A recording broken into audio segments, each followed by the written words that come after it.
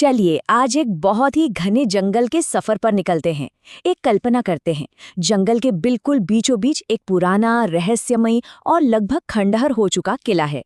सदियों से वहां के जानवरों के बीच एक ही चर्चा है कि उस किले में एक जादुई खजाना छुपा है। लेकिन असलियत यह है कि किसी की भी उस खौफनाक जगह पर जाने की हिम्मत नहीं हुई।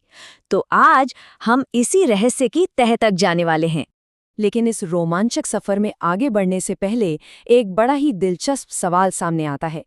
क्या दुनिया का सबसे बड़ा खजाना वाकई सिर्फ सोने और हीरो से ही बना होता है? खजाने को लेकर जो हमारी एक आम सोच बनी हुई है ना, आज हम उसी को थोड़ा परखेंगे और ये समझने की कोशिश करेंगे कि असली दौलत के मायने आखिर होते क्या हैं। इस कहानी के मुख्य किरदार दो हैं और दोनों एक दूसरे से बिल्कुल अलग। एक तरफ है हमारा टिम्मी, एक नन्हा सा बंदर। टिम्मी बेहद बहादुर है, थोड़ा सा शरारती भी है और सबसे बड़ी बात, उसे रहस्य सुलझाना और नई नई जगहों की खोज करना बहुत पसंद है। और दूसरी तरफ है उसका पक्का दोस्त मिट्टू तोता। अब मिट्टू का स्वभाव टिम्मी से बिल्कुल उल्टा है। वो हर चीज को लेकर बहुत सतर्क रहता है और सच बताऊं तो उसे भूतों से बहुत ज्यादा डर लगता है। तो चलिए सीधे इस कहानी में गोता लगाते हैं। होता कुछ यूं है कि एक सुबह टिम्मी को एक पेड़ के नीचे एक पुराना सा नक्शा मिलता है। उस नक्शे पर एक लाल निशान बना हुआ था और उस पर बिल्कुल साफ साफ लिखा था, खजाना पुराने किले के अंदर छुपा है। बस फिर क्या था, ये पढ़ते ही टिम्मी की आंखें चमक उठी। मतलब ये तो एक ऐसा बुलावा था जिसे टिम्मी जैसा खोजी कभी ठुकरा ही नहीं सकता था। अब जाहिर सी बात है, जैसे ही टिम्मी ने खजाना ढूंढने का प्लान बनाया, मिट्टू ने तुरंत उसे चेतावनी दे डाली। मिट्टू बोला कि भाई, उस किले में तो भूत रहते हैं। लेकिन टिम्मी कहाँ मानने वाला था। वो बस हंसा और बड़ी ही कमाल की बात कही, डरने वाले कभी खजाना नहीं ढूंढते। और ये बात बिल्कुल सही भी है। सफलता अक्सर उसी को मिलती है जो अपने डर को पीछे छोड़कर आगे कदम बढ़ाता है। अब ये तो तय था कि किले तक पहुंचने का ये अनजान सफर कोई बच्चों का खेल नहीं है। रास्ते में मुख्य रूप से 3 बहुत बड़ी चुनौतियां आने वाली थीं। पहली चुनौती, एक बहुत ही खतरनाक हिलता हुआ पुल। दूसरी, एक घनी अंधेरी गुफा। और तीसरी, एक ऐसा रास्ता जो पूरी तरह से बंद है। यही वो 3 बड़े पड़ाव हैं जो इन दोनों की असली परीक्षा लेने वाले हैं। और इसी के साथ सफर का पहला पड़ाव सामने आ जाता है। जंगल के रास्ते पर एक बहुत चौड़ी नदी मिलती है। अब इस नदी को पार करने का सिर्फ एक ही तरीका है, वो पुराना लकड़ी का पुल। जैसे ही टिम्मी धीरे धीरे इस पुल पर अपना कदम रखता है तो उस सन्नाटे में पुल से चर चर की खौफनाक आवाज आने लगती है। पूरा का पूरा पुल हिल रहा है। वो जो तनाव है वो बिल्कुल महसूस किया जा सकता है। मिट्टू तो डर के मारे चिल्ला ही पड़ता है, जल्दी करो टिम्मी। लेकिन टिम्मी अपना संतुलन बनाए रखता है, एक लंबी छलांग लगाता है और दोनों सुरक्षित दूसरी तरफ पहुंच जाते हैं।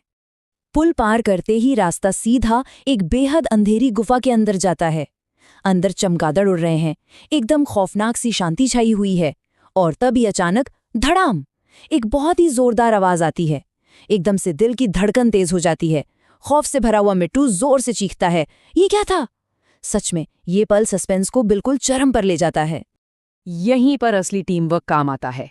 इतनी डरावनी स्थिति में भी टिम्मी बिल्कुल नहीं घबराता।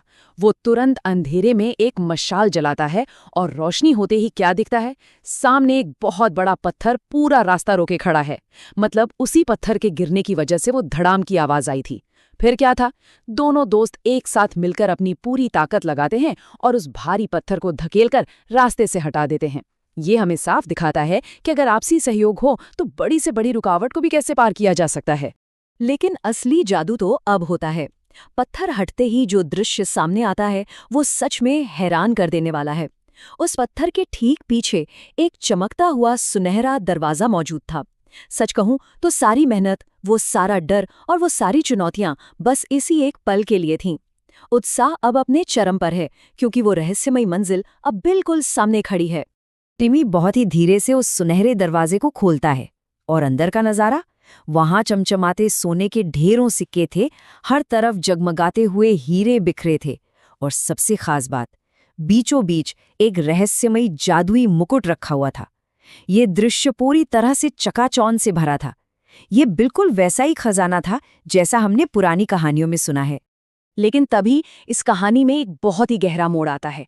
वो जो जादुई मुकुट था ना, वो अचानक बहुत तेज चमकने लगता है और उस पूरे कमरे में एक शांत गूंजती हुई आवाज सुनाई देती है। ये खजाना उसी का है जो बहादुर और नेक दिल हो। मतलब इस अपार संपत्ति को हासिल करने की शर्त कोई शारीरिक ताकत या चतुराई नहीं थी, बल्कि इंसान का अपना साफ चरित्र था। अब सोचने वाली बात यह है कि इस जादुई शर्त को सुनकर टिम्मी ने क्या कहा होगा। टिम्मी का जवाब था, मैं ये खजाना अकेले नहीं रखूंगा, मैं इसे पूरे जंगल के साथ बांटूंगा। इतनी बड़ी संपत्ति को देखकर भी टिम्मी के मन में रत्ती भर भी लालच नहीं आया। उसने साबित कर दिया कि वो सिर्फ एक बहादुर खोजी ही नहीं है, बल्कि उसका दिल भी सच में बेहद साफ है। और पता है, जैसे ही टिम्मी ने ये बात कही, पूरे कमरे का माहौल ही बदल गया। वो कमरा एक बहुत ही तेज जादुई रोशनी से भर गया। वो रहस्यमय मुकुट खुद ब खुद हवा में तैरता हुआ आया और सीधा टिम्मी के सिर पर आकर बैठ गया। उस जादुई मुकुट ने टिम्मी के अच्छे दिल को स्वीकार कर लिया था। और जब टिम्मी वो खजाना लेकर वापस जंगल पहुंचता है ना, तो सारे जानवर खुशी से झूम उठते हैं। बस उसी दिन से टिम्मी जंगल का सबसे बहादुर खोजी कहलाने लगा।